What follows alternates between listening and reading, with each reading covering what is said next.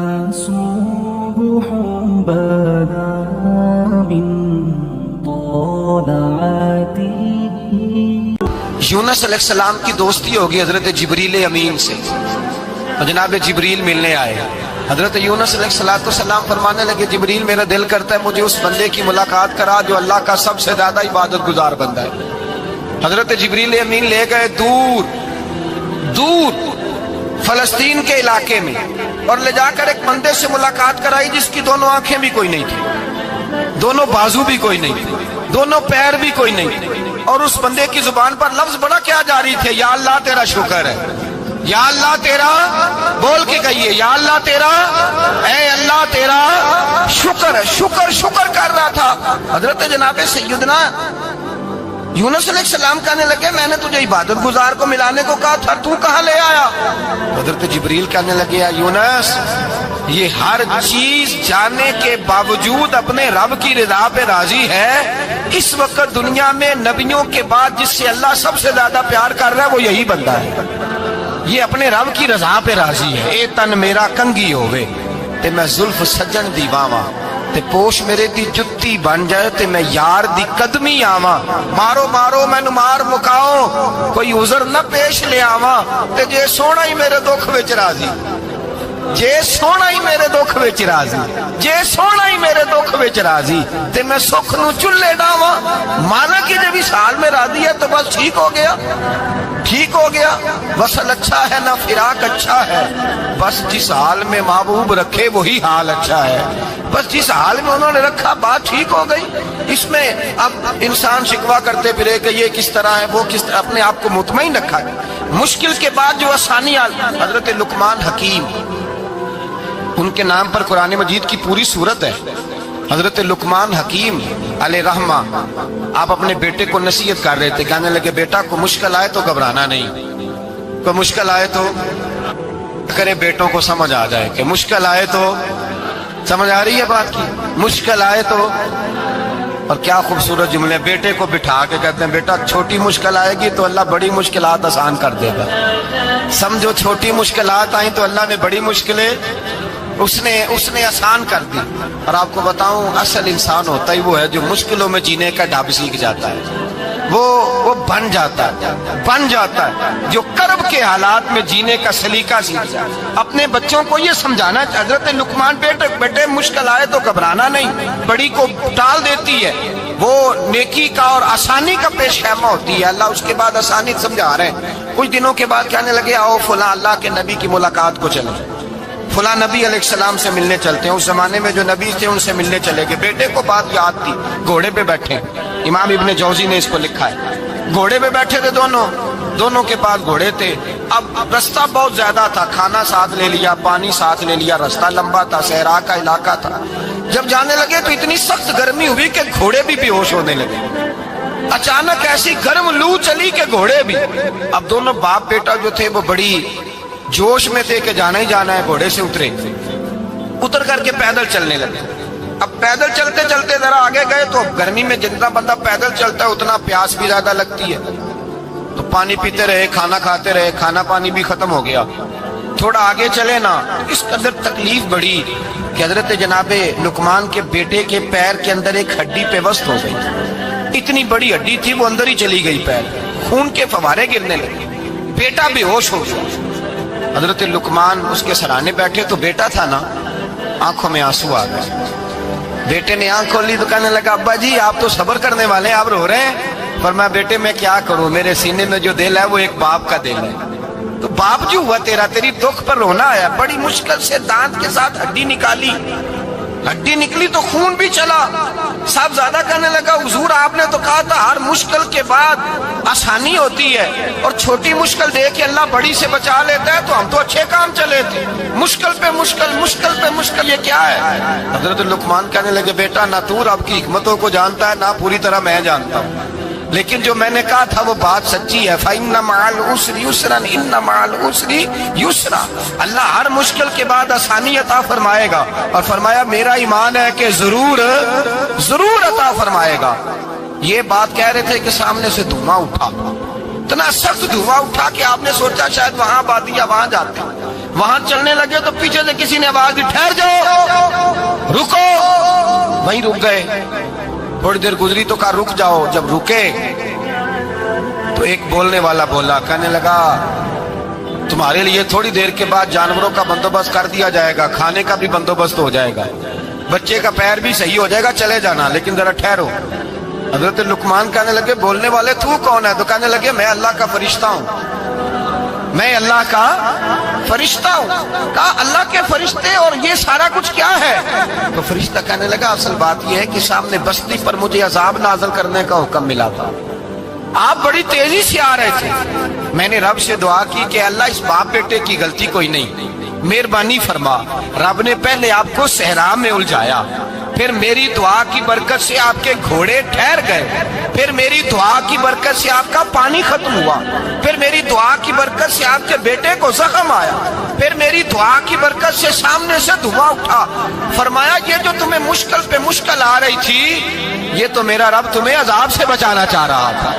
یہ جو تمہیں مشکل پر مشکل آ رہی تھی تو میرا مالک تمہیں عذاب سے بچا رہا تھا، تم سمجھ نہیں رہے تھے. حضرت لقمان نے بیٹے کی طرف دیکھا تو بیٹے کہنے لگے ابا جی بات بالکل سچی ہے، افضل الذکر لا الہ الا لا الہ الا، اور پھر پڑھنے لگے حسبنا اللہ و نعم الوکیل نعم المولا و نعم النصیر. یہ ورد ہونے لگے. بھائی جب تجھے مشکل آتی ہے، آزمائش آتی ہے، تو اس وقت سمجھتا ہے پتہ نہیں میرے ساتھ کیا بننے لگا ہے. اللہ تبارک و تعالیٰ چھوٹی مشکل دے کے تجھے بڑی سے محفوظ رکھتا ہے، چھوٹی بیماری دے کے تجھے بڑی سے محفوظ رکھتا ہے. بلکہ میں ایک دفعہ ایک تکلیف میں ایک آزمائش میں مبتلا ہو گیا تو میں نے اپنے حضرت سے کہا کہ حضور سارے دکھ کٹھے ہی آ گئے، کیا کیا جائے؟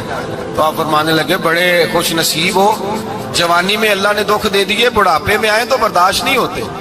یہ تو بڑے وقت پہ آ گئے، شکر ادا کرنا چاہیے، اس زمانے میں برداشت نہیں ہوتے. اب آسانی ہے، ان کو برداشت کرو، ہمت کرو. میرے بھائی یاد رکھیں آزمائشیں تکلیفیں آپ کو بڑا کرنے کے لیے آتی ہیں. ہم آزمائش کو برا جانتے ہیں، دکھ کو برا جانتے ہیں. دکھ تو بڑے پیارے ہوتے ہیں، یہ رونے کا سلیقہ سکھاتے ہیں، یہ اللہ کو منانے کا طریقہ سکھاتے ہیں، یہ مسجد میں جانے کا. وہ جو سکھی بندہ ہے نا سکھی، مجھے ایک صاحب کہنے لگے دو قسم کے لوگ مدینے سے آتے، مدینہ شریف پوچھنے لگے، کہنے لگے حضرت جی دو قسم کے بندے ہیں، کچھ واپس جاتے ہوئے تڑپ رہے ہیں، کچھ تصویریں کھینچ رہے ہیں رخصتی کے وقت، فرق کیا ہے؟ تو میں نے کہا وہ جو تصویریں کھینچ رہا ہے وہ امیر آدمی ہے، اسے پتا ہے کہ میں پھر ٹکٹ لے لوں گا، مہینے کے بعد پھر آ جاؤں گا. اور یہ مدینہ چھوڑتے ہوئے تڑپ رہا ہے یہ کوئی غریب ہے، یہ کہہ رہا ہے پتہ نہیں دوبارہ موقع ملے کہ نہ ملے. یہ دکھی ہے، یہ آزمائش میں. دکھی سکھی بندہ تو مکے جا کے نہیں روتا، وہاں بھی کھڑا ہے ڈٹ کے کھڑا. دکھی کوئی نہیں تو روئے کیسے؟ روئے کیسے؟ دکھیے دی گل دکھیا ہی جانے، دکھیے دی گل. کیا خوبصورت لفظ ہے میاں صاحب کی، اور لفظوں میں حسن دیکھے. کہنے لگے دکھیے دی گل اے دکھیا ہی جانے تے سکھیے نو کی خبراں، تے یار جنہاں دے موت نے مارے روندے نہیں تک تک قبراں. یہ مشکل مرحلہ ہوتا ہے جب انسان تکلیف میں ہوتا ہے، پھر اس کے احساس ہوتا ہے. اور تکلیف والے کو ہی تکلیف والے کی تکلیف کا احساس ہوتا ہے. جب آپ کو اللہ مشکل دیتا ہے تو سمجھ لیں رب آسانی دینا چاہ رہا ہے. جب تیز دھوپ آتی ہے تو سمجھ لیں اللہ گرم ہوا گزار کے ٹھنڈی بارش برسانا چاہ رہا ہے. اور جب چاروں طرف سے گھٹن ہو، پنجابی میں کہتے ہیں گما لگ جائے، تو پھر سارے بول کے کہتے ہیں اب جو طوفان آئے گا وہ سخت ہی آئے گا. اس لیے کہ گھٹن جتنی زیادہ ہوتی ہے پھر فضل بھی اتنا. حضرت نوح علیہ السلام کی قوم کو حضرت نوح علیہ السلام نے 1500 سال سمجھایا ہے. 15 کچھ لوگوں نے 950 سال لکھا ہے نا، اعلیٰ حضرت نے لکھا ہے 1500 سال عمر ہوئی حضرت نوح علیہ السلام. اللہ تعالیٰ بندے کو جلدی سزا نہیں دیتا، بلکہ قرآن مجید میں ایک جگہ رب کریم اس طرح بھی فرماتا ہے کہ جب بندے مجھے بھول جاتے ہیں تو میں ان کے لیے نعمتوں کے دروازے کھول دیتا ہوں. بندہ سمجھتا ہے کہ میں کچھ تو ہے نا کہ میرے اندر کہ میں جدھر جاتا ہوں خیر ہی خیر ہو جاتی ہے. وہ سمجھتا ہے کہ میری عقل ہے، حالانکہ اللہ اسے ڈھیل دیتا ہے. اللہ اسے ڈھیل دیتا ہے. گناہوں کی سزا کے 3 طریقے ہیں. ایک ہے متنبع کرنا، تنبیہ کرتا ہے اللہ، بندہ متنبع ہو جاتا ہے، یہ اللہ کا بہت بڑا احسان ہوتا ہے. ایک ہوتا ہے مہلت دینا، اور ایک تیسرا ہوتا ہے اللہ خفیہ تدبیر کرتا ہے. تھوڑا سا سمجھیے گا. इंसान पर कोई आजमाइश आई, फौरन उसकी छठी इसने कहा कि वो फलां जगह गलती की थी तब ऐसा हुआ है। होता है ना कई दफा, आवाज आती है ना अंदर से, चले बोल दे, कुछ नहीं होता आपको, अल्लाह जानता है, यहाँ कोई कुछ नहीं कहेगा आपको। और हमारी तो वीडियो भी नहीं घूमती, यानी खबर भी नहीं हो कि किसने हाँ कर दी किसने ना कर दी। आप बगैर टेंशन के बातचीत करें, आज कुछ नहीं होता है इंशाअल्लाह ताला। आती है अंदर से आवाज। मैं आपसे इसलिए इन चीजों की तस्दीक कराता हूँ कि बाकियों को भी आती है कि नहीं, इसलिए तस्दीक। कभी कोई किसी जगह इंसान परेशान होता है तो महसूस करता है कि वहां मुझसे होता है ना जी, जिसको ये नसीब हो जाए बड़ा खुश नसीब आदमी है।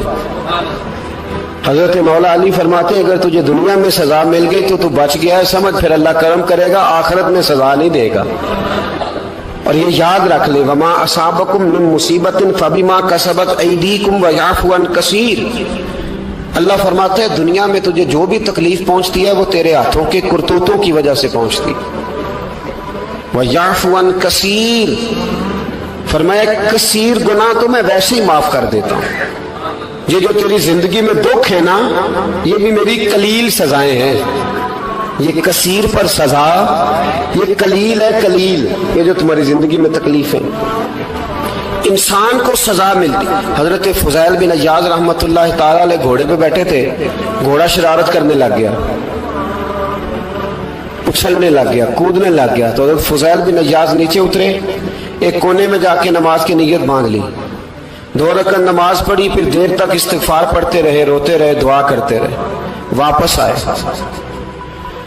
खादिम अर्ज करने लगे, हुजूर समझ नहीं आई, घोड़े ने थोड़ी सी शरारत की, वो बिदका है, आपने उसको छोड़ा है और छोड़ करके आप नमाज में लग गए। तो हजरत फुजैल बिन अय्याज फरमाने लगे, जब बंदा अल्लाह की नाफरमानी करता है ना, तो जो चीजें उसकी फर्मा बरदार होती हैं वो उसकी नाफरमानी करने लग जाती। तो मुझे महसूस हुआ था कि मैंने कहीं अल्लाह की नाफरमानी की है, इसलिए ऐसा हुआ है कि मेरे घोड़े ने मेरी, तो मैं तौबा करने लगा हूं। और अब देखता हूं बैठ के भला क्या होता है। मैंने सच्ची तौबा, हालांकि मुझे याद नहीं कि मैं कहां बोला, पर खरी और सच्ची तौबा की। दोबारा घोड़े पे बैठे तो घोड़ा बिल्कुल सही होके साथ चलने लग गया।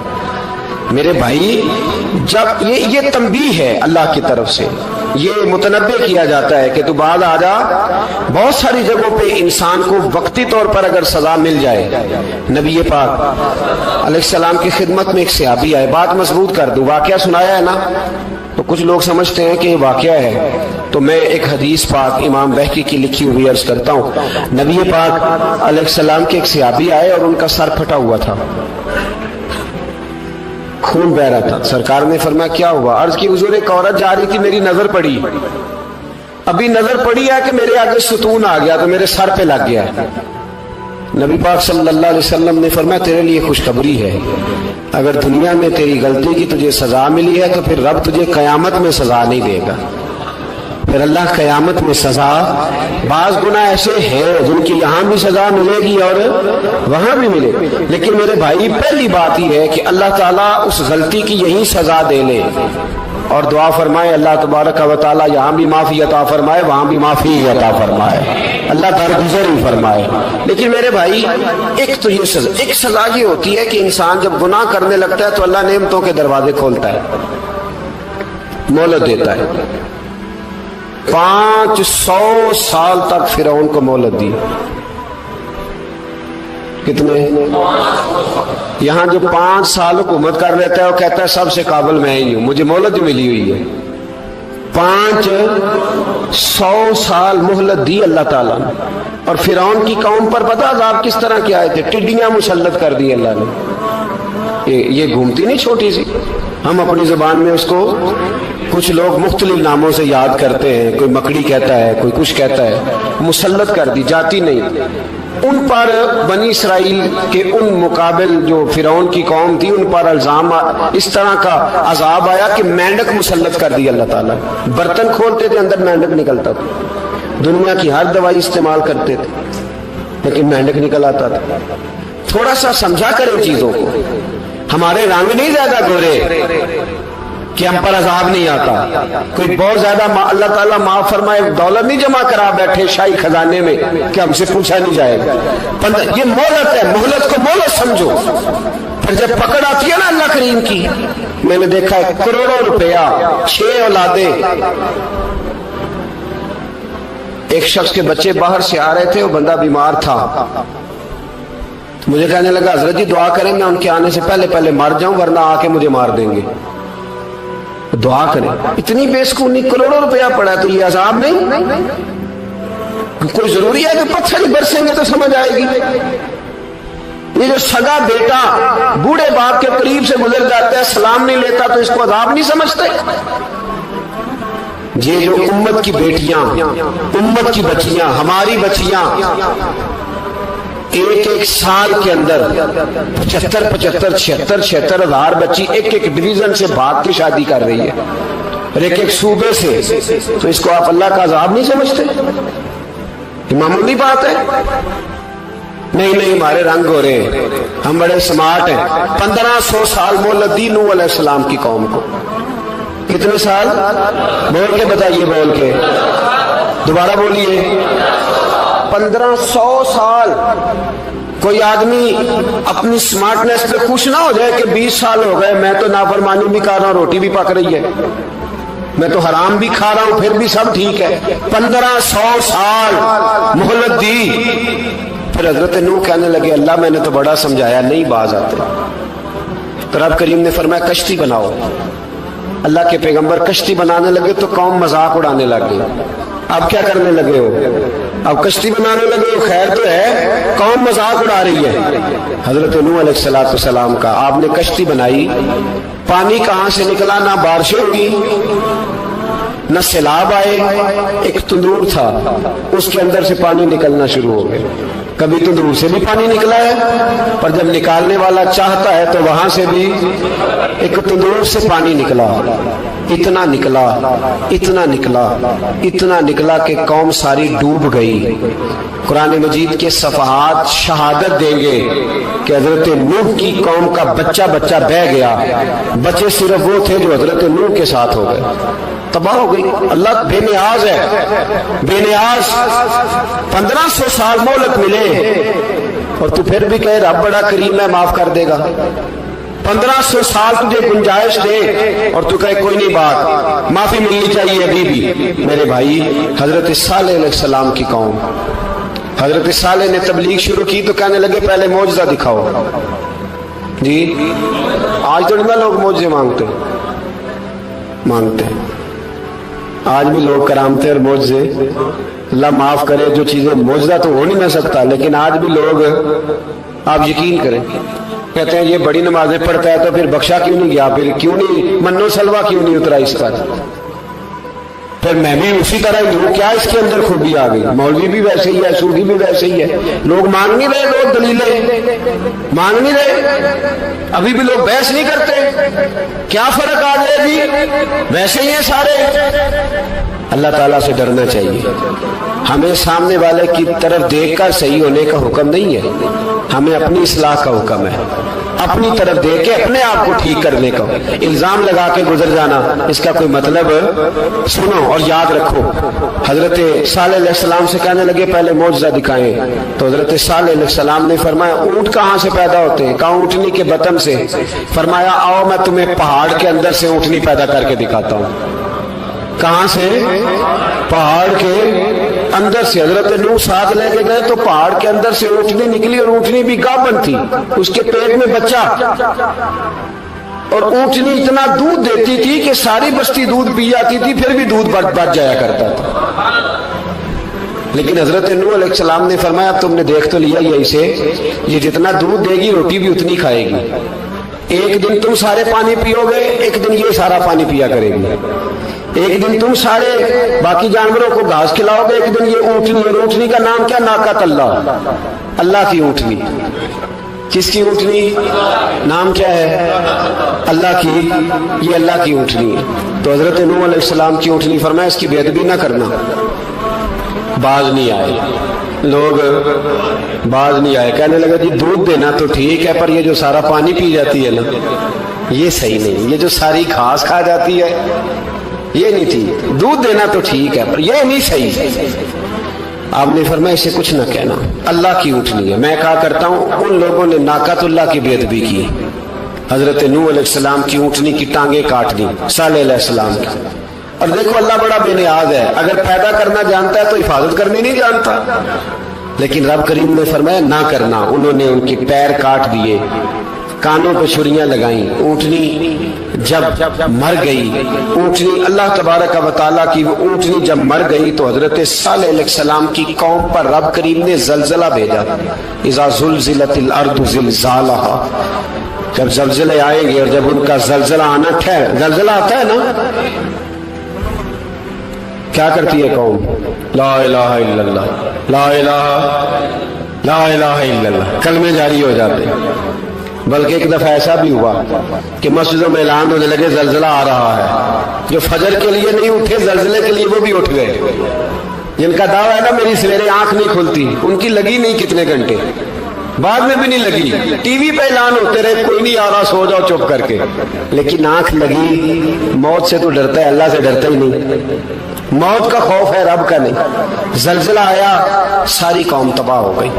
بتاؤ اگر ناقت اللہ کی گستاخی ہو تو اللہ ناراض ہو جاتا ہے، اور اگر اولیاء اللہ کی ہو، اگر اولیاء اللہ کی ہو تو رب ناراض نہیں ہوتا. شرم نہیں آتی لوگوں کو داتا صاحب کی بے ادبی کرتے، شرم نہیں آتی لوگوں کو غوث اعظم کی گستاخی کرتے، حیا نہیں آتی جنہوں نے دین پھیلایا ان کی بے ادبی. میں درد سے کہتا ہوں، رو کے کہتا ہوں، اور اگر کلیجہ پھٹ سکے تو میں دکھاؤں زخم کتنے. ایک حج کے موقع پر ایک بابا جی، اس سال 4,80,000 روپے کا پرائیویٹ حج تھا، اور بابا جی کی کیفیت کمزور تھی، بیچارے بیمار تھے. اس کے باوجود وہ گئے. بوڑھے آدمی جا کے بیٹھیے، بزرگ، اور کتنی مشکل ہے وہاں منا، مزدلفہ، عرفات، طواف زیارت، کتنا مشکل کام ہے طواف زیارت کرنا، طواف وداع کرنا. کس کٹھن سے حج کیا، بڑھاپے میں، پیسے بھی لگائے. اور جب وہ روضہ رسول پہ گئے صلی اللہ اور انہوں نے جا کے نبی پاک صلی اللہ علیہ وسلم کے روزے کی طرف منہ کر کے درود شریف پڑھا تو ایک ملا نے اٹھ کے کہہ دیا تو مشرک ہے. تو میری روح کانپی. میں نے کہا تجھے شرم نہیں آئی، حیا نہیں آئی؟ اس کی عمر دیکھ، کس بڑھاپے میں کہاں سے چلا، کہاں آیا. یہ مشرک ہوتا تو کسی مندر میں جاتا، یہ مشرک ہوتا تو کسی گرجے میں جاتا. یہ مشرک نہیں، یہ مومن ہے. اور یہ وہ والا مومن ہے جس کے سینے میں دل جب دھڑکتا ہے تو خالی دھڑکتا نہیں، ساتھ وہ محمد عربی پہ درود و سلام بھی پڑھتا ہے. شرم نہیں آتی لوگوں کو، اتنی بڑی گستاخی کرتے ہیں. جو روزہ رسول پہ آیا مشرک ہے. میں نے تو مولوی کو صاف صاف کہا تھا، میں نے کہا اگر میں مشرک ہوں تو نکالو، مشرک کا داخلہ تو یہاں ویسے ہی منع ہے. شرم نہیں آتی؟ اپنی زبان کا ہی پاس کرو کچھ. اتنا ظلم، اتنی بڑی فرقہ واریت امت میں، اتنا امت کو تقسیم کرتے ہو، تمہیں شرم نہیں آتی؟ جہاں سے اتحاد کا پیغام دینا چاہیے وہاں سے تم لوگوں کو فرقے کا پیغام دیتے ہو، ایک مقصود فرقے کی تبلیغ کرتے ہو. خدا را تو میں کہہ رہا ہوں ناقت اللہ کی بے ادبی پہ عذاب آتا ہے، تو اولیاء اللہ کی بے ادبی پہ نہیں آتا. داتا صاحب ساری زندگی کی تبلیغ کرتے رہے، ایک آدمی نے اٹھ کے کہہ دیا جناب وہ تو شرک کا اڈا ہے، تو رب کریم ناراض نہیں ہوتا ان باتوں سے. ہمیں خیال کرنا چاہیے، اللہ سے ڈرنا چاہیے. ان چیزوں سے عذاب آتا ہے اور آ رہا ہے. اللہ تعالی ہمیں محفوظ فرمائے. اللہ ہمیں اس سے، قوم لوط پہ بھی عذاب آیا. ہم جنس پرستی، مرد مردوں سے بدکاری کرتے. حضرت نوح نے سمجھایا کہ یہ کام درست فطرت کے خلاف ہے، یہ کام درست نہیں. جب انسان یہ کام کرتا ہے تو زمین اور آسمان کانپتے ہیں. اب میں کیسے کھول کے بتاؤں، میرے پاس اعداد و شمار ہیں کہ پاکستان کے اندر اس کام کی کیفیت کیا ہے اور کس طرح کر کے لوگ، میں تو رونا روتا رہتا ہوں داڑھی کا. لوگ کئی دفعہ کہتے ہیں حضرت صاحب پہلے بھی آئے تھے تو داڑھی کی بات، پھر بھی آئے تو داڑھی کی بات. تو میں رونا روتا ہوں، اس لیے روتا ہوں کہ جو کلین شیو نوجوان ہوتا ہے وہ امرد کے حکم میں، اس پر وہی حکم لگتا ہے جو عورت پہ لگتا ہے. اس کے ساتھ مرد کا اٹھنا بیٹھنا اسی طرح ناجائز ہے جس طرح عورت کے ساتھ. حضرت جنید بغدادی رحمت اللہ تعالیٰ علیہ کے سامنے ایک شخص نے کہا وہ کتنا خوبصورت نوجوان جا رہا ہے، تو آپ فرمانے لگے تو حافظ قرآن نہیں؟ کہا ہاں. فرمانے لگے جا اپنے حفظ کی خیر منا. وہ شخص کہتا ہے میں نے اس بغیر داڑھی والے کلین شیو نوجوان کو بری نظر سے دیکھا، مجھے قرآن پاک ہی بھول گیا سارا. सारा कुरान पढ़ लूँ। और कितने साल मैं दुआएं करता रहा, बैतुल्लाह के तवाफ करता रहा, मैं याद भी करता तो नहीं होता। कैसे अब तो हमारा नात कहाँ ब्यूटी पार्लर से होके आता है, हम किसी और को क्या पैगाम दें। वो पैगाम, वो निजाम, वो तरीकाकार जिसका हुक्म था शरीयत में, कौम लूत पर अजाब आया। सही बैठते होंगे बच्चे जो मोटरसाइकिलों पे बैठते हैं। मैंने गुजरांवाला की सड़कों पे बच्चों को, नौजवानों को जो तमाशे करते सरेआम